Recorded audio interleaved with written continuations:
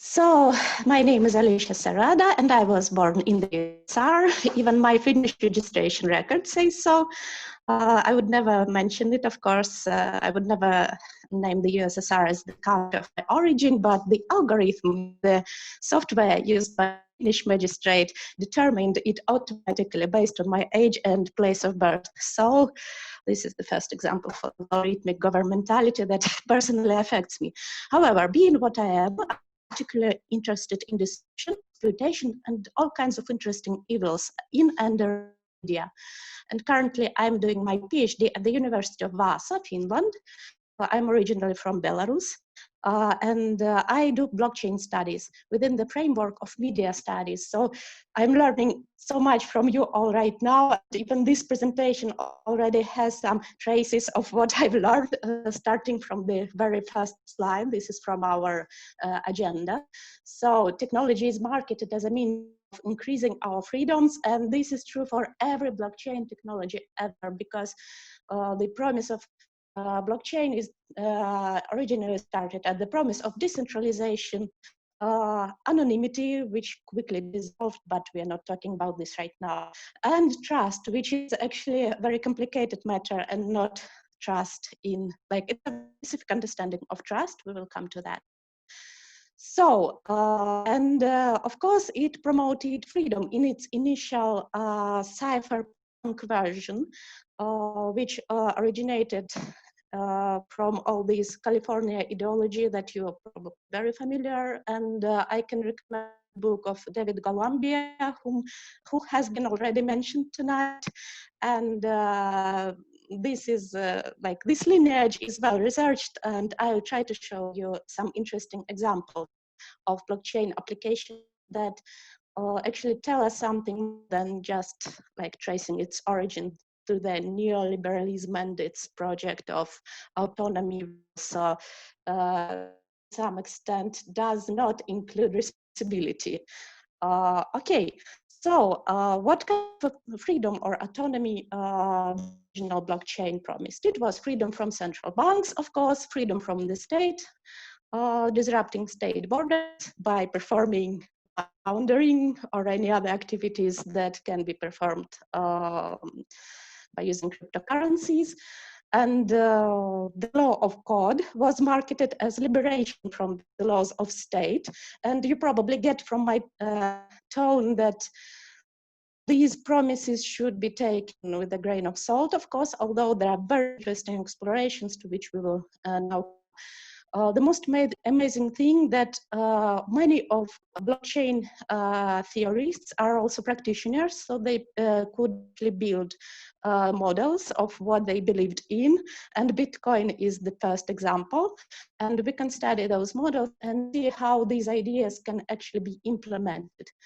And these projects are very because they often model possible rules and interactions, and they actually, it's amazing how quickly the promises of such as decentralization and personal autonomy are accelerated to their opposite.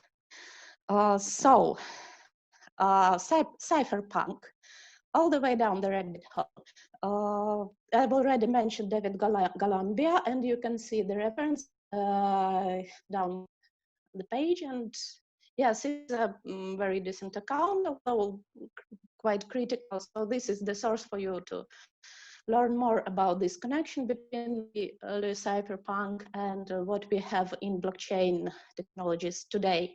However, it might be worth considering the primary source, because the original cypherpunks mailing list archive is actually available. It's archived by enthusiasts, and it's an amazing read, and it's waiting for its researchers. Of course, also you have to be psychologically prepared for that, because many of these ideas are on the verge of pure insanity, as we can see from the list of devoted adopters of Bitcoin. And Nick Land has a book on it, and it's interesting. The diagram that you see on the right is actually from his book. So as weird and illogical as it seems, it's still a very interesting exploration. I'm not recommending it, but do it at your own risk. Also, Melanie Swan, she published one of those O'Reilly books on blockchain technology, but she also has some interesting publications. And actually, she's one of those who promotes autonomous, transhumanistic human and AI hybrids. That's from tonight. And it is also very interesting. It becomes the mirror style really quickly. But yes, also that. Okay, and academic accounts. So there are several major courses of research in blockchain studies. And if we speak about cypherpunk and early ideas of autonomy and decentralization, then it could be useful to turn to ethnography accounts. There are a few listed. They have one major flaw. This flaw is called adopter's bias in technology studies, not even technology studies, or in like business studies. It means that authors begin with the assumption that blockchain technologies should be adopted as soon as possible, as quickly as possible. And this kind of bias is often expected by funders of such academic projects. Still, it's also a valuable source. And of course, critical blockchain studies, many names there. Probably Quinn Dumont does interesting work because he also he's writing on an ethical framework of blockchain research. Hütten and Thiemann, and a whole volume. It will be in the sources, it will be in the reference list. And David Golombia and his history of blockchain and Bitcoin as a philosophy of right-wing extremism. So this was the theory, and when we look at those projects that are actually realized on blockchain so far, wait me, I don't have the Bitcoin, I don't have time for Bitcoin, sorry. Many of the projects are virtual worlds, virtual digital worlds, games, gambling environments, and virtual worlds is one of those cases that models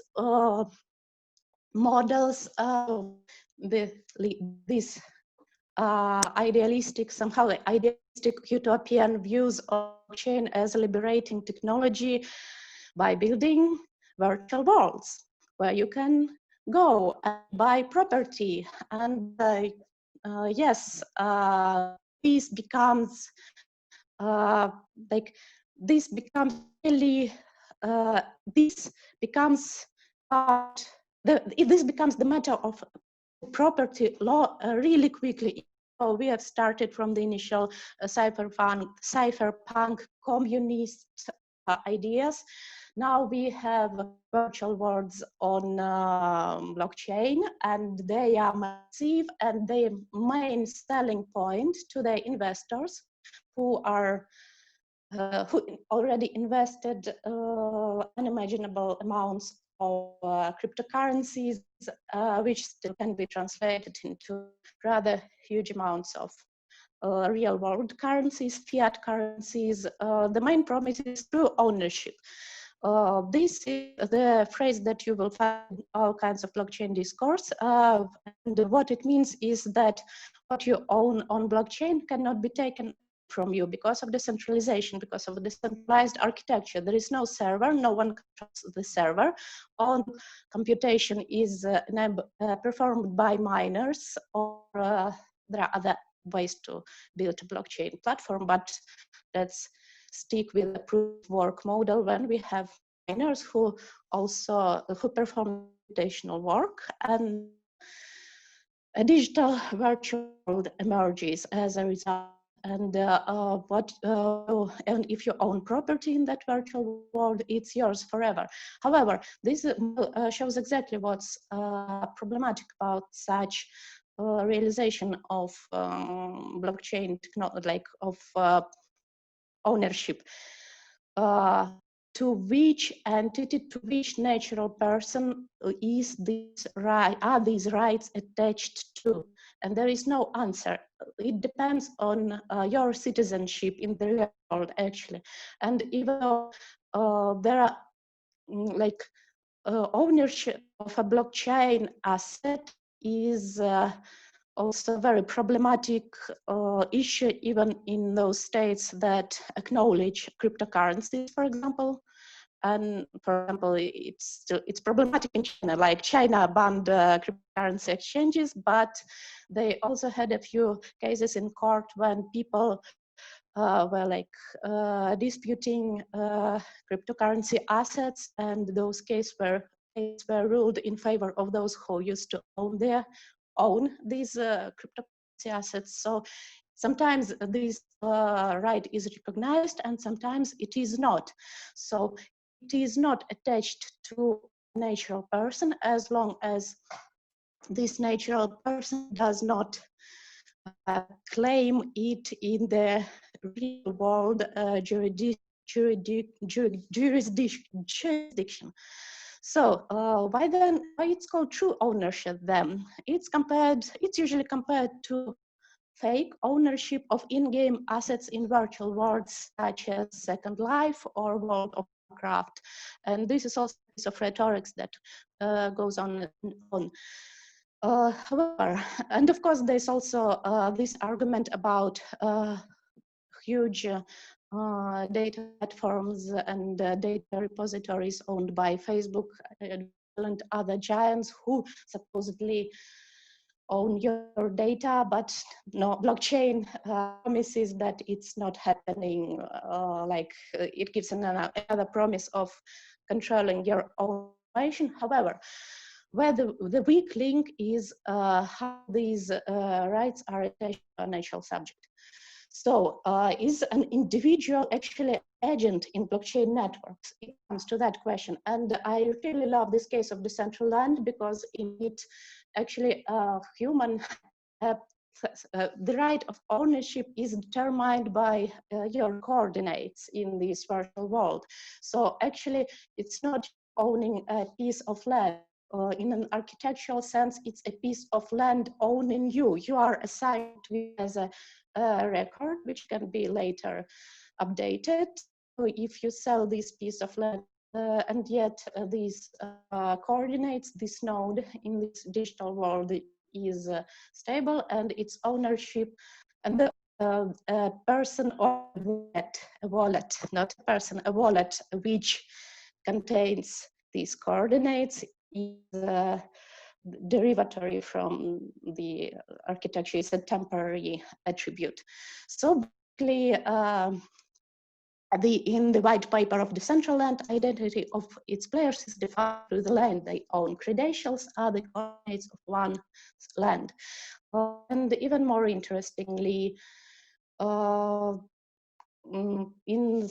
Decentraland specifically, tokens can own other tokens. So in fact, they don't really need humans. Their human owners do not matter to them.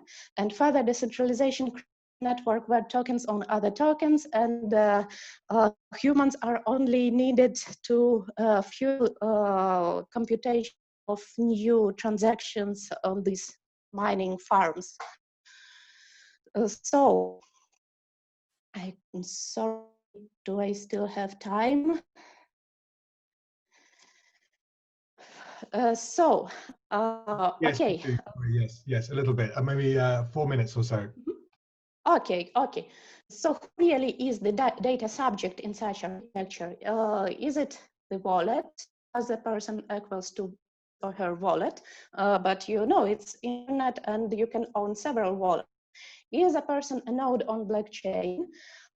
This architecture is actually used when designing digital identities. So in some cases, yes, but you can own several, you can be attached to several nodes blockchain in different virtual worlds or games. You're not like, you don't have a singular identity in them.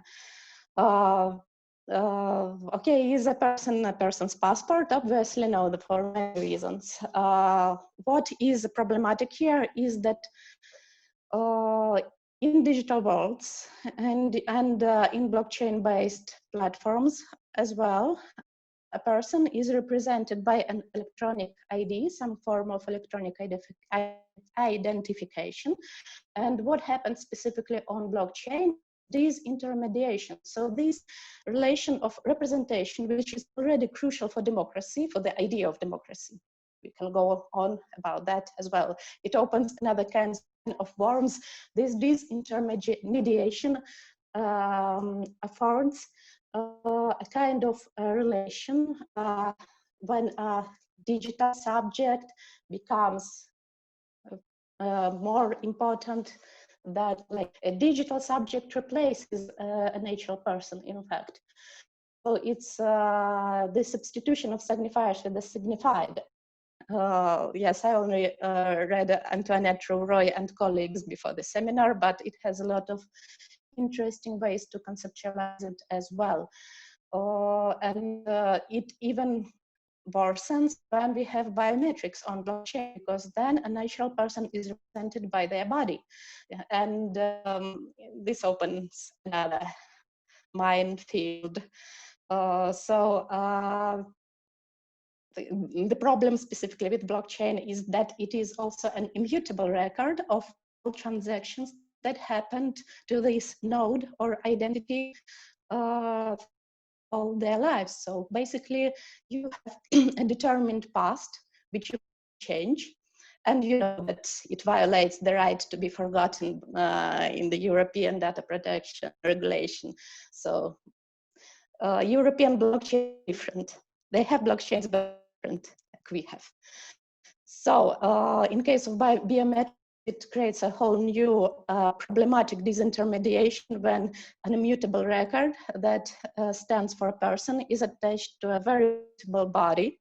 And then probably a physical body, our physical body performs our citizenship, which is kind of a step back from representative identifications that we had.